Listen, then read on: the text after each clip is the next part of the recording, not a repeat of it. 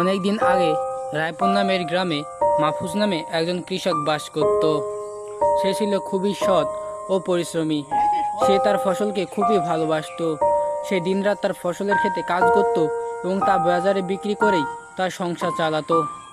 কিন্তু হঠাৎ অতিরিক্ত খরার কারণে তার সহ গ্রামের সকলের ফসল নষ্ট হয়ে যায়, যার কারণে মাহফুজ খুবই চিন্তায় পড়ে যায়। তার জন্য গ্রামের অনেক ব্যক্তি তাদের গ্রাম ছেড়ে শহরের উদ্দেশ্যে রওনা হয়। মাহফুজের স্ত্রীও তাকে বলে, চলো আমরা আর এই গ্রামে থাকবো না, আমরাও শহরে চলে যাব। কিন্তু মাহফুজ বলে, আমি আমার এই গ্রামকে খুব ভালোবাসি। মাহফুজ বলে, যাই হোক না কেন আমি এই গ্রাম ছেড়ে কোথাও যাব না। আল্লাহ তাআলার রহমতে তার পরের বছর অনেক বৃষ্টি হয়, যার কারণে মাহফুজের ধানের ক্ষেত অনেক ভালো হয়। তা দেখে মাহফুজ খুবই খুশি হয়। সেই ফসল মাহফুজ কিছু নিজের জন্য রাখে এবং বাকি সবগুলোই গ্রামের অন্যান্য দরিদ্র মানুষদের মাঝে বিলিয়ে দেয়। গ্রামে একজন ব্যক্তি মাহফুজের এই সকল কর্মকাণ্ড দেখে খুবই হিংসা করতে থাকে। তার কারণে সেই গ্রামের জমিদারকে সব বলে দেয়। এই কথা শোনা মাত্রই মাহফুজের বাড়ির উদ্দেশ্যে গ্রামের জমিদার মশাই রওনা হয়। বাড়িতে বসেই জমিদার মাহফুজকে ডাকতে থাকে। জমিদার মশাই তাকে বলে, তোর এত বড় সাহস, তুই আমার জমির কর না দিয়ে তুই গ্রামের মানুষদের মাঝে তোর ফসল বিক্রি করছিস, তোর এত বড় সাহস। তখন মাহফুজ বলে, বিশ্বাস করুন জমিদার মশাই, গ্রামের মানুষের এতটাই করুণ অবস্থা যে তাদের মাঝে যদি ফসল বিলিয়ে না দিই তাহলে তারা না খেতে পেয়ে মারা যাবে। তাই তাদের কষ্ট আমি দেখতে না পেরে আমার যা ফসল হয়েছিল তা নিজের জন্য কিছু রেখে বাকিটা তাদের মাঝে সব কিছুই বিলিয়ে দিয়েছি।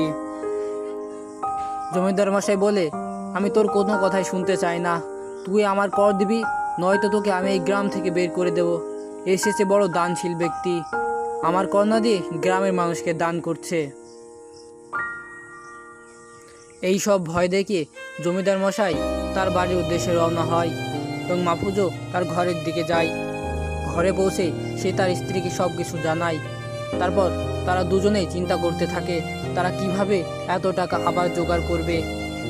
অনেকক্ষণ চিন্তা করার পর তারা দুজনেই ঘুমিয়ে পড়ে। এরপর দেখতে দেখতে অনেক দিন কেটে যায়, কিন্তু মাহফুজ তার টাকা জোগাড় করতে পারে না।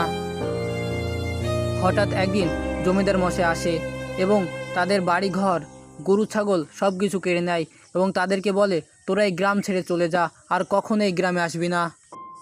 অনেকক্ষণ হাঁটতে হাঁটতে তারা একটি জঙ্গলে এসে পৌঁছায় এবং তারা খুবই ভয় পেতে থাকে। জঙ্গলে তাদের সাথে একটা ছোট্ট বাচ্চা পরীর দেখা হয়।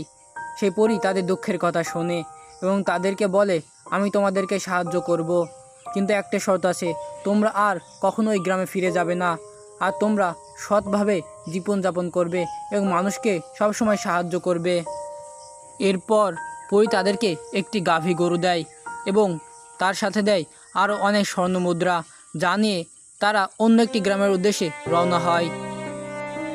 অন্য গ্রামে পৌঁছেই তারা নতুন একটি ঘর বানায় এবং সুখে বসবাস করতে থাকে।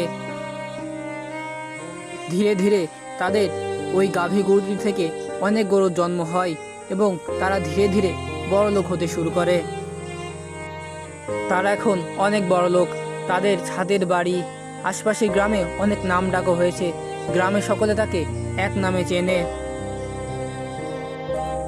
তার ছেলের অনেক বয়স হয়েছে, তার ছেলে এখন বড় চাকরি করে। তার ছেলের বিয়ের জন্য একদিন মেয়ে দেখতে রওনা হয়।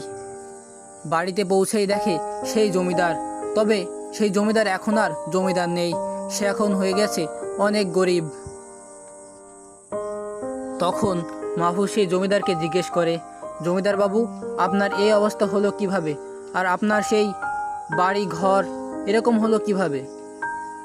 তখন জমিদার মশাই বলে, আমার আর জমিদার নামটা শুনতে ভালো লাগে না, এখন যেন বলে হঠাৎ একদিন আমাদের বাড়িতে পুলিশ আসে, সে এসে আমাদের বাড়ি সার্চ করে অনেক টাকা পয়সা পায়, যার কারণে সরকারি লোক এসে আমাদের সব কিছু কেড়ে নেয় এবং আমাদেরকে গ্রাম থেকে বের করে দেয়। তারপর থেকেই আমরা এই ভাঙা বাড়িতে থাকি।